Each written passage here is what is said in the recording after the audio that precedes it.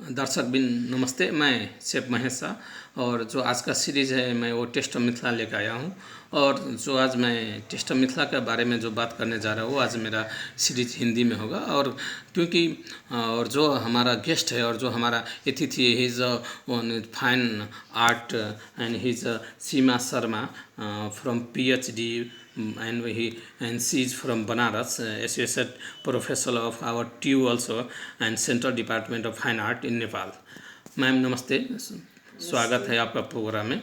Ma'am आप छोटा सा अपना इंट्रोडक्शन दे दीजिए। मैंने बनारस हिंदू यूनिवर्सिटी से पढ़ाई की है, वहीं से मैंने PhD कंप्लीट किया है। और उससे पहले की शिक्षा भी मेरी बनारस में ही हुई। और 1995 में हम काठमांडू में आए, शादी हमारी हुई और हम काठमांडू में आए, नेपाल आए। और उसी समय हमने तराई भी हम गए थे, जो हमारा घर है वहाँ पर। तो वहाँ पर गांव और घर सब देखा, घूमा। पहली बार हमने गांव देखा था, उस समय बहुत इंटरेस्टिंग लगा। और जैसा कि आप टेस्ट की बात करते हैं, पहली बार हमने तरुआ खाया था वहाँ पर, मिथिला खाना। तो एकदम डिफरेंट टेस्ट और बहुत अच्छा लगा। हमारा पंजाबी खाना था पहले, और वो बचपन से खाते आ रहे थे, एक डिफरेंट टेस्ट, बहुत इंटरेस्टिंग था। उसके बाद यहाँ काठमांडू में ही हम रहे ज़्यादातर। और त्रिभुवन यूनिवर्सिटी में 1997 में परमानेंट उप प्राध्यापक के पद पर नियुक्ति हुई। और तब से कंटिन्यू हम यूनिवर्सिटी में ही हैं। और अभी 4-5 साल पहले हमारे ये एसोसिएट प्रोफेसर के पद में नियुक्ति हुई। आपने मैम बोली कि जो मिथिला का थाली खाया, आप इतना दिन से काठमांडू में, जैसे थकाली खाना, नेवारी खाना, पंजाबी खाना तो इंडिया में बहुत फेमस है। जहाँ तक अमृतसर का फिश, पंजाबी दाल, चाहे सरसों का रोटी या मकई, सरसों का साग और मकई का रोटी हो, बहुत फेमस है। तो उसी संदर्भ में अगर नेपाल में आपको अगर क्या क्या, जैसे कि खाना आपको खान पान में जो मिथिला का खान पान है, अब जबकि आप मिथिला कल्चर से बिलोंग भी कर रहे हैं, तो आपको क्या ऐसा लगता है कि कल के दिन में अगर मेरा कंपटीशन हो पंजाबी खाना में या नेपाली खाना में, तो मिथिला अंचल से क्या क्या खाना को आप आगे देख सकते हैं? देखिए, ऐसा है, दोनों खाने में हम कंपटीशन नहीं कर सकते, क्योंकि हम पंजाबी खाना बचपन से खाते आए हैं, वो मेरे खून में है, उससे हम बने हुए हैं। और ये तराई का खाने को हम छोड़ नहीं सकते, क्योंकि ये हमारी कर्म भूमि हो गई है। ये खाना और वो खाने में अपनी अपनी दोनों की विशेषता है। पंजाबी रोटी जितनी वैरायटी है उतनी तो और कहीं नहीं होती है। मिथिला में एक अपना अलग टाइप का टेस्ट है ना। जैसे कि वो तरुआ है, बघिया जो अभी बताया आपने, और इस तरह की बहुत सारी चीज़ें हैं जो कि अभी नाम नहीं आ रहा है हमें याद नहीं आ रहा, लेकिन है बहुत सारी चीज़ें इधर भी जो कि टेस्टी है, बहुत अच्छी है। और अभी मैं ये भी देखने को मिल रहा है मेरे को कि और आपका फाइन आर्ट से भी अभी आप काठमांडू और नेपाल का कुछ हेरिटेज दिखा रहे हैं। और जो आप पीछे का जो मैं फोटो सब देख रहा हूँ आपका फाइन आर्ट, तो उसका जर्नी कब से हुआ और कैसा रहा? क्योंकि अब जब तक ये तो मेरा जब शायद जन्म काल भी नहीं था तब का ये बात सब है, तो उस संदर्भ में आपका जो कॉलेजिंग लाइफ है, कॉलेज का आपका जो था और अभी का जो, इस बीच में कितना संघर्ष तक चला आपके लाइफ में मैम? हमने इंटरमीडिएट जब किया, उस समय तक हम आर्ट, हमारे और सब सब्जेक्ट के साथ आर्ट भी पढ़ते थे, लेकिन हमने फाइन आर्ट का कोर्स ही किया, 5 साल बैचलर और 2 साल मास्टर, है ना। तो 7 साल हमने फाइन आर्ट की पढ़ाई की। उसके बाद मेरा PhD भी उसी सब्जेक्ट में था। तो स्टार्टिंग में थोड़ा बहुत था कि वो एडमिशन के टाइम में, लेकिन वहाँ पर कंपटीशन भी बहुत था। 600 लोगों में 30 लोग का एडमिशन हुआ था, तो उसमें हम सेलेक्ट हुए थे। और संघर्ष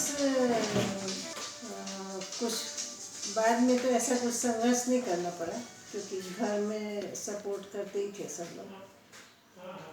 तो और फिर बल्कि शादी के टाइम में थोड़ा सा हुआ कि इंटरकास्ट है, कैसे गांव में है,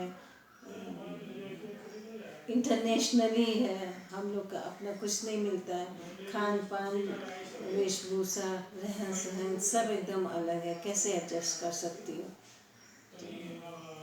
लेकिन हमने कहा कि नहीं, हम लोग कर लेंगे, सब पता है हमें, कहीं भी एडजस्ट करना पड़ता है। तो घर में जब सब मान गए तो फिर कुछ ऐसा संघर्ष की बात नहीं। फिर यहाँ आए, अपना धीरे धीरे एडजस्ट हो गए। हमें यहाँ आने के बाद ना तो मैथिली आती थी, ना नेपाली आती थी, लैंग्वेज की भी थी प्रॉब्लम, पर सब धीरे धीरे सॉल्व होती गई और रास्ता बनता गया और हम आते गए, आगे आते गए। अभी के दिन में जो आपके फाइन आर्ट है दूसरा में और मिथिला पेंटिंग के ऊपर, उसमें आपको क्या कैसा नज़र आ रहा है? जो अभी आज के दिन में मिथिला पेंटिंग पूरा वर्ल्ड वाइड बहुत फेमस है, साथ में और भी पेंटिंग, तो कल के दिन में मिथिला पेंटिंग का भविष्य आपके अनुसार कैसा रहेगा मैम? कैसी मतलब कैसी रहेगी ये जो मिथिला पेंटिंग है वो? मिथिला पेंटिंग का एक अपना टेस्ट, अपना आइडेंटिटी है, यस। है ना। और ये जो हम बनाते हैं, ये जो आर्ट है, इसकी ये तो क्लासिक है ना, वो फोक है, ये क्लासिक है। तो दोनों अपनी जगह पे, दोनों का अपना अपना महत्व है, अपनी अपनी आइडेंटिटी। तो मिथिला आर्ट बहुत आगे आ रही है, अभी बहुत बढ़ जा रहे हैं, इसमें कोई दो राय नहीं है कि उसको बहुत पसंद करते हैं लोग, बहुत अच्छा है ना। लेकिन जो क्लासिकल आर्ट है उसमें तो वो तो हमेशा रहता है, हमेशा से है भी, और रहता है। इंटरनेशनली बहुत जगह एग्जीबिशन हो चुकी, बहुत देश विदेश में काम जा चुका है, जाता है। और आर्ट करके हम लोग ये सब, ये घर और गाड़ी और सब इसी के बल पे लिए हैं, बनाए हैं। अभी के दिन में मैम आप भी देखने मिले, जैसे आप पंजाब से है, पंजाबी खाना। पंजाब से नहीं, मेरे वेशभूषा सब पंजाबी। यस। आज के दिन में जैसे आप पेंटिंग, मिथिला पेंटिंग बहुत ही इंटरनेशनल मांग, अगर हम इसको खान पान को भी अभी हम इंटरनेशनल तरीक़ा से लेके जा रहे हैं, तो आपने तो इंटरनेशनल खान पान टेस्ट कर चुके हैं, पंजाबी हो, बनारस का आलू दम बनारसी हो, चाहे जो भी हो, अभी आप मिथिला का टेस्ट कर रहे हैं। तो कल के दिन में मिथिला का खाना का मार्केट आपके हिसाब से कैसा रहेगा मैम? अगर इसको हम इंटरनेशनल तरीक़ा में अभी लेके जा रहे हैं, तो इसके लिए, क्योंकि यहाँ का ऑर्गेनिक पार्ट, जो यहाँ का हाइजेनिक है, और यहाँ का जो न्यूट्रिशन पार्ट है बहुत अच्छा है, क्योंकि हम लोग कुछ भी एडिशनल माल यूज़ नहीं करते जब खेती पाती करते हैं। तो इस हिसाब से आपको क्या, आपका दृष्टिकोण कैसा रहेगा मैम? मेरे विचार से वो अच्छा होगा, क्योंकि जो उसमें अपनी क्वालिटी, जो अपनी उसकी पहचान है, जैसे कि फिर वो तलवा वाली बात आ जाती है, तलवा, कचरी, और वो जो हरी मिर्च को फ्राई करते हैं, वो तरीका और खाने में नहीं है ना। हाँ, पुआ, मालपुआ, बगिया, ये सब और खाने में नहीं है। हो सकता है वो मटेरियल वही यूज करके दूसरा कुछ बनाते हैं, है ना, लेकिन उसकी अपनी पहचान है, और हमें लगता है कि वो एक स्कोप उसका अच्छा है, और अगर आप करेंगे तो अगर हाँ, मैं अभी के थ्रू अगर कल के दिन में अगर चाहूँ, मैं आप लोग का जो मिथिला भोजन इनवाइट करने के लिए, काठमांडू में मैं मिथिला भोजन पे इनवाइट करने के लिए, तो आपका रिस्पांस क्या रहेगा और आपका क्या, कैसा, किस तरह का फील रहेगा? अगर हम चाहे तो इसको जो हमारा ऑथेंटिक तरीका से है, उस तरीका पे जो हम प्रोग्राम करते हैं टेस्ट ऑफ मिथिला, तो उसमें मैं आपको बुलाने के लिए कोशिश करूँगा। तो आपका रिस्पॉन्स किस तरह करेंगे? आप पसंद करेंगे? और नहीं और यस मैम? क्यों नहीं पसंद करेंगे, एकदम बहुत खुशी खुशी पसंद करेंगे, अच्छा लगता है मिथिला खाना, जरूर करेंगे। और आज के दिन में जो मैम आप देख रहे हैं, आपका पेंटिंग सब भी बहुत है, और पहले बार मैं आप लोग से मिल रहा हूँ, और मिथिला पेंटिंग चाहे जो आपका फाइन आर्ट पेंटिंग है, उसको आप लोग बहुत इंटरनेशनल तरीक़ा से लेके गए। तो इस पे अगर कल के दिन में जो बच्चा लोग अगर पेंटिंग के लिए पढ़ाई करना चाहे तो उसके लिए आपका क्या संदेश रहेगा? सो व्हाट यू फील और what you think about that ma'am? वो बहुत अच्छा है। और पढ़ाई में आपको नौकरी खोजनी पड़ती, नहीं मिलती, तो बहुत भटकते रहते हैं।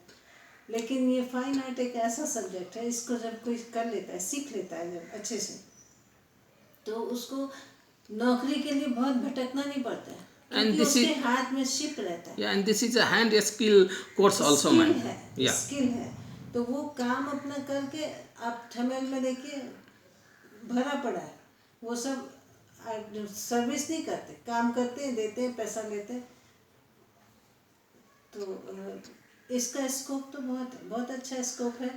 और अभी की जनरेशन पसंद भी कर रही है, बहुत पसंद कर रहे हैं लोग। अभी फाइन आर्ट में बहुत ज़्यादा एडमिशन हो रहा है। yeah ma'am, so what is the future about the painting for tomorrow coming day? What is the future, how do you taking a challenge for the newcomers student or new coming student in TU or in Nepal?